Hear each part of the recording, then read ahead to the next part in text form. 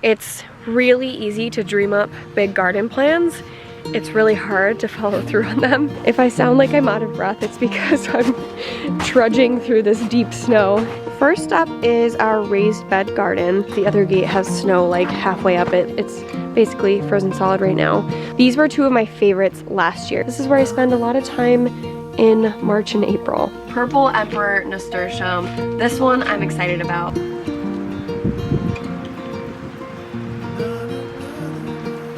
Hello again and welcome back to the channel.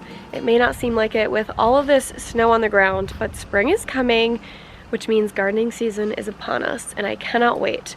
I've received about half of my seeds. My sister has the other half, so I'll be getting those from her shortly, but I need to start planting things, and before I start planting, I kind of need to know what my plan is. So I'm currently outside walking around to all of the garden beds, scoping out the spaces, deciding what I want to plant where, how many of each plant I want to put in the ground, and whether or not I want to make any changes to the current garden bed setups. So I'm going to take you around for a little winter garden tour, show you what we're working with, talk through some of my plans, and I'll also include some clips from the garden last year because everything's covered in snow, so it's a little hard to visualize. First up is our raised bed garden. Matt and I built this the first spring and summer we were living in this house, and that was like my #1 priority. I was like, we need a raised bed garden and it's gonna be beautiful. If you missed that project, I posted it before I started YouTube on Instagram. I'll include a link to the story highlight here in case you want to look back at that. But obviously now that we have them, it's a great space for growing a lot of our food. So the 2 beds in the middle are 8 feet and the 4 beds around the corners are 10 feet long. This is where we grow most of our veggies and edible flowers. I do stick a handful of non-edible flowers in here, but most of what we grow here is food. Last year we added a border garden around the outside of the raised bed garden, and my vision for this was like a English cottage garden. I wanted perennials that were kind of soft and romantic and easy to manage and just kind of like added some permanent color around the space. I also made these stick teepees here with literally like twine and sticks I found in the woods to grow our sweet peas on. And they did all right. I think this space wasn't as sunny as it needed to be for them to fully succeed. So I will probably use these for something else this year. Maybe beans, I don't know, something that climbs. In this space, we have a couple of different trellises. I added these like vertical cattle grate trellises last year for our larger tomato plants, just to maximize the vertical space and not have to buy, you know, a million of these individual tomato cages. I feel like they get expensive the bigger you go, and we had so many tomato plants, so it just was not very cost effective. This was like under $30 with a bunch of scrap wood and this cattle grate that we cut in half, so we had 2 of them, 1 in each bed. I will link to the video I made when I installed these in case you're interested in something like that, but these are just pounded into the ground. They're not nailed in or anything, so easy to move around if we want to switch to a different bed. We also have 2 of these arched trellises, which I absolutely love. Last year we did cherry tomatoes on this one, 2 different varieties, 1 on each side, and then they kind of overlapped in the middle, and it was just riddled with tomatoes. It was awesome. I could not keep up with it. They were all over the ground. I swear we had tomatoes every single day. And the year before that, I grew the beans on this one. But last year, I added a second arched trellis back here, and that's where I grew the beans. They were doing really well until we had a windstorm, and it knocked this trellis over. You can see it's a little misshapen because of that. I had to recover it and add these pipes, which I screwed into the side of the bed just to reinforce it, but when it tipped over, all of the roots of the bean plants ripped out of the ground, so unfortunately they died and we were not able to harvest any beans. But now for next year I think we're good and we can try it again and hopefully it won't tip over. I had really high hopes of clearing all the beds out, pulling the irrigation out, and getting these all prepped before winter came, but unfortunately I ran out of time. So we have a little bit of work to do before we can actually get things planted in the spring. Hopefully once the snow clears, I can get my hands in here and pull out all the trellises, pull out all the old plants, just chop them up and drop them right on the top so they can kind of like work themselves back into the soil, and then we can get to planting. Toward the end of last fall, we ended up picking up 4 of these whiskey barrels, and I got them because I wanted to plant some tulip and daffodil bulbs in them. which we did, but I'm a little worried about this puddle of water that's just chilling in the back. This is all the drippings from the roof melting, and I'm worried that the bulbs we put in there are just totally saturated. We will see. We will see come spring if anything comes up, and if not, we'll know to move this. I also have another one over there. You can't really see it. It's buried in snow, but these two have a whole bunch of bulbs in them. And then I did stick some random bulbs just like anywhere I had space. I have some in the border garden here. I think I put some in the front garden around the front of the house. All right, now we have to go out this side gate because the other gate has snow like halfway up it, so I can't get out. But we'll take the long way around to the back garden. I love this little corridor. It's so fun to walk down. We put the fence in a year and a half ago or so because we wanted to have a fenced in area for the dogs, but I was dead set on making sure that whatever fence we put in, we could like still see this beautiful rock wall through it. So we put the chain link around it just so the dogs didn't get out, but we had visibility, and we kept this little corridor so that we had a place to walk around. We could easily mow it, and it wasn't like butt up against the rock wall, because that's so beautiful. I mean, come on, look at it. In the back here, we have an in-ground bed, which doesn't really look like much. It just looks like a mound of snow right now. But this is where some of the previous owners had a few of their own beds, and we kind of like cleared those beds and just made it a big rectangle. I did not keep up with this garden as well as I wanted to last year. We don't have any irrigation set up, so I was responsible for dragging the hose out here and watering it every day, and I got kind of lazy halfway through the season. We did install a rain barrel, which is currently tipped over right on the corner of the carriage house, so that helped a little bit because I actually had a water source closer to this garden. But this year, if I'm growing in here, I really need to think about watering and irrigation sooner and make sure it's something I stay on top of, because I think a lot of the things didn't do really well back here because I fell off the watering train. You can't see them now, but I did plant some shallots and garlic bulbs in the fall, so hopefully we'll see those start to pop up in the spring. The rest of the garden, Matt and I are kind of deciding whether we want to make it bigger, either go a little bit that way or a little bit further this way, and relocate what we previously grew over there, which was like our pumpkin and squash patch, to here, so we have less beds to water. Or just make a little more space for flowers. We had a few sunflowers, you can see them there, still sad and dead. Over here, I think there's like a patch of irises which have been here from previous owners, so we might relocate those to make better use of the space. We tried growing corn, we tried growing onions. I did grow some potatoes, but then I got lazy and didn't dig them all up. I also have the compost over here. We got this last year, which was awesome, and it's basically frozen solid right now. But this has been great for all of our kitchen scraps. It's very heavy. Ooh, it's kind of thawing out.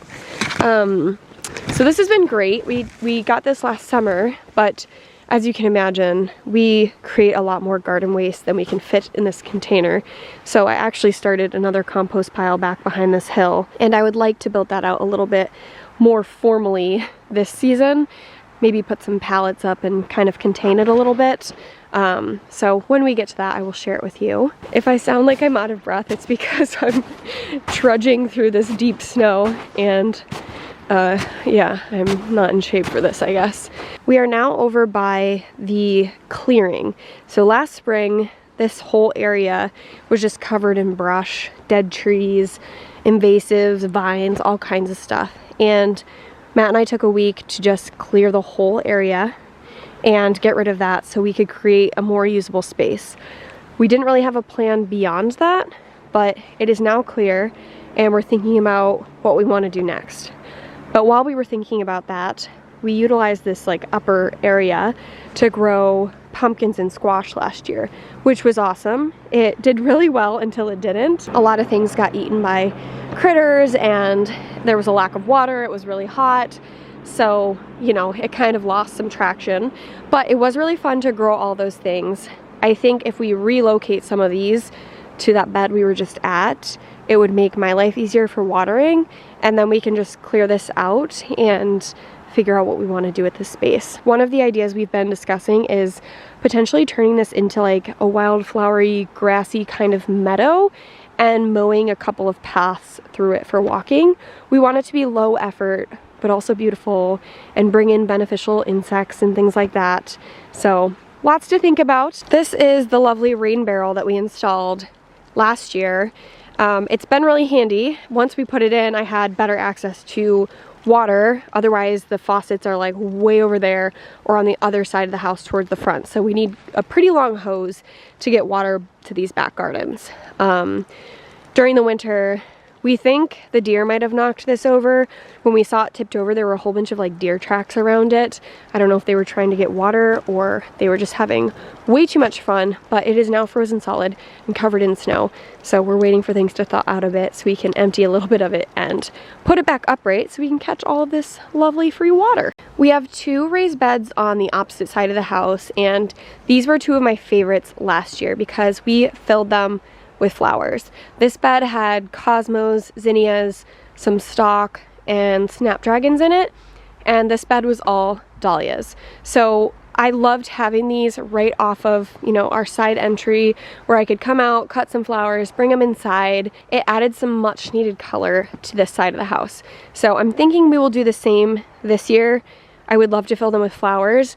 I do want to plant way more dahlias this year because those were some of my favorites. They're such a prolific flower, and when they start blooming, oh gosh, they are a sight to see. So I'll probably put some in this bed, but I would like to plant some in the back bed as well, so that we can keep kind of growing our stock of dahlia tubers. Here are a few more of those whiskey barrels. I put them here because I hadn't quite decided where I wanted to put them. These aren't filled, so we'll decide if we want to keep them here next year or relocate them and then figure out what we want to plant in them. And last but not least is our front gardens. So this is kind of a tiered situation. This one kind of comes to this rock wall edge and then drops down, and then we've got a lower portion here which is a little bit raised off of the road. So in this very front section, last year I planted some hydrangeas that I transplanted from my parents, and then I dug a trench right in the back here and filled that with allium bulbs. So hopefully we'll start to see those pop up in the spring. And then this upper section is filled with a variety of perennials. When we did this garden, we ripped everything out, started fresh, added some compost, and then put all these new baby plants in. So I'm really looking forward to seeing what it looks like in the spring, because I'm hoping they'll come back a little bit bigger, a little bit bushier, and you know, start to establish this beautiful color palette over here in the front. So that's what we're currently working with. I'm sure I'll change my mind a million times, I always do, but I kind of have a sense of what I want to move where. I definitely think it will be helpful to consolidate these 2 back gardens, just to make my life easier. It's really easy to dream up big garden plans. It's really hard to follow through on them and keep everything alive. So, lesson learned from last year. I'm trying to scale back on some of the things I'm planting and really make sure I'm only planting stuff that we are either going to use, like eat, or flowers that I really want to add to our cut flower garden collection, or just trial this year and see how they do. The amount of seeds that I have on my list to start this year is a little overwhelming, I'm not gonna lie. I've already missed the window on a few of them. I ordered them, they got here, and then I realized I should have started them a few weeks ago. So I'm going to table a few of them, try to be a little more realistic. But honestly, it's worth the extra work to plant all of those seeds, because your garden is just that much further along when it comes to springtime when you're planting things in the ground. There are plenty of things we will direct seed, but I'm going to try to start as many of the plants I'm growing from seed first, and then if they fail, if we still have time to direct seed them, we can do that. Okay, back inside, and speaking of seeds, I needed to get some seed started like yesterday, and in order to do that, I need to make sure I have enough seed starting mix. I think I have a little bit left from last year, but definitely not enough to get us through all the seeds we need to start for this season. So I'm gonna head down to the basement, which is where we have our seed starting set up and all of our supplies, and check to see what I have left. And while I'm down there, I will show you the little setup and share a couple of new seeds I'm really excited about starting this year. As you can see by this spreadsheet I created, we have a lot of seeds to start. So I won't bore you with all of them, but there are a couple of highlights. And then we're gonna head to the store and pick up some supplies. Nothing about this basement is designy, but We did do our best to create a little corner over here for seed starting.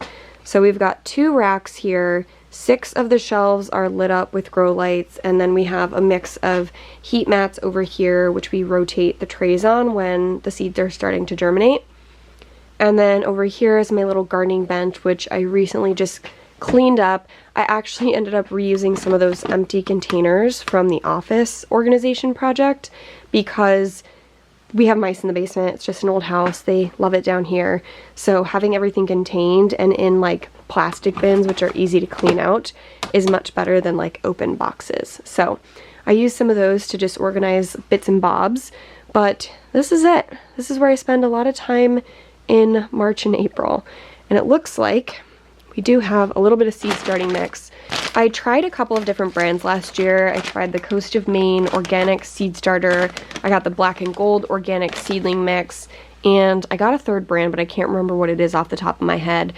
I don't know that any of them performed significantly better than the other, so I think I might just see what Ace Hardware has, and we'll grab 3 or 4 bags of that. I have a mishmash of seeds. I've got this seed binder, which organizes a lot of my seed packets. It's kind of like a photo album. You can add these little plastic sleeves with pockets in them and just slip your packets in there. And then there are dividers so you can kind of organize groups of packets by category. I also have this bamboo box which has all the seeds that we collected from our garden last year.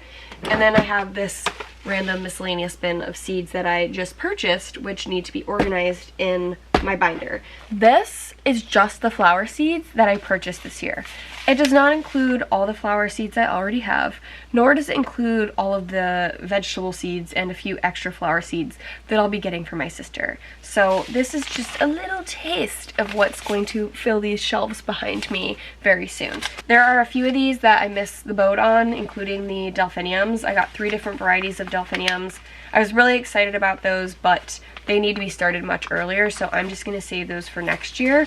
As long as you save your seeds in a space that's like cool and dry and obviously protected from mice, then they'll be fine for a few years. Sometimes less of them germinate, but just plant a few extra and you should be okay. I'm going to keep this quick and rapid fire go through a couple of new flower seeds that I'm excited about starting this year. I have tried some of these in different varieties in our garden, but all of the ones I am sharing are brand new varieties and I have not grown them yet. So we're going to learn together. First up from Johnny's is a variety of celosia called Shimmer. I just love this color palette. It goes against all of my like perennial cottage garden vibes, but like I'm not against any other color flower to add to our cut flower garden and mix those into arrangements throughout the season. And celosia is really easy to grow, so I'm excited about that one. Next is small leaved gum eucalyptus. I've never grown eucalyptus, but one of the things I didn't do last year was grow filler for arrangements. So obviously it's nice when you have lots of big blooms, but sometimes it's nice to just have that softer textural element that you can stuff in all of the crevices to fill and make arrangements much larger. So I have a couple of those kinds of filler type things this year.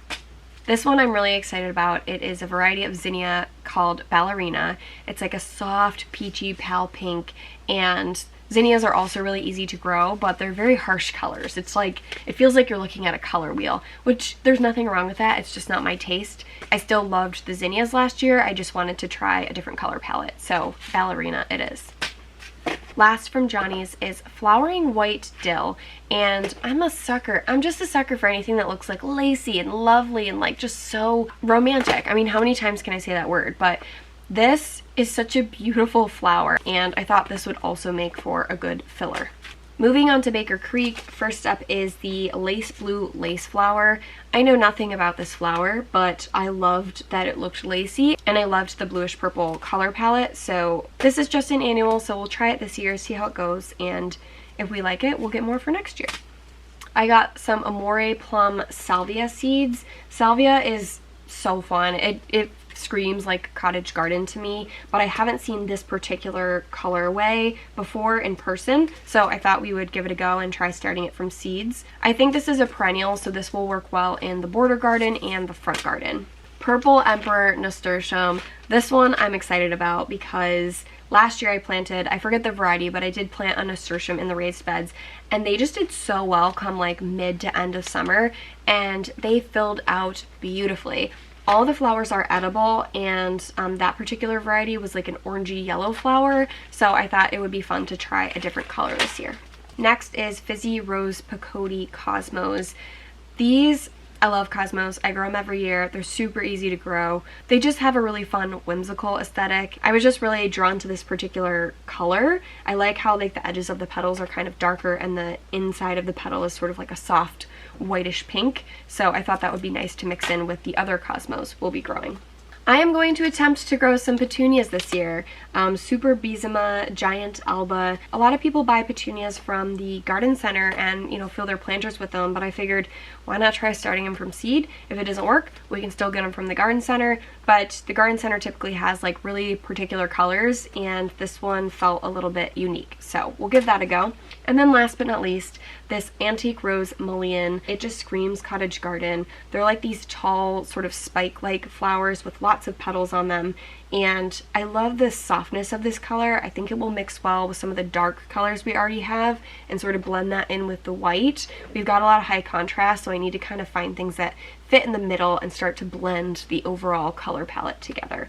So that's just a little taste of what we will be starting this year. I still have plenty of other seeds, but I've got to save something for later, right? We've got to have some surprises. So I'm going to put all this stuff away, and then we're going to head to Ace Hardware and get some seed starting mix. Well, that was a dud. I just went to Ace Hardware thinking they'd have all kinds of seed starter, but they had just little tiny 8-quart bags of 2 different brands, and I was like thinking in my head, isn't it seed starting season? Like, shouldn't they be stocking this? But apparently nobody's starting seeds. I don't know. They were able to order the 16-quart bags of the black and gold organic seedling mix. I'll work with what I have for now. That should get me through the first batch of seeds, and I'll be able to pick up this order next week by the time we are ready for more.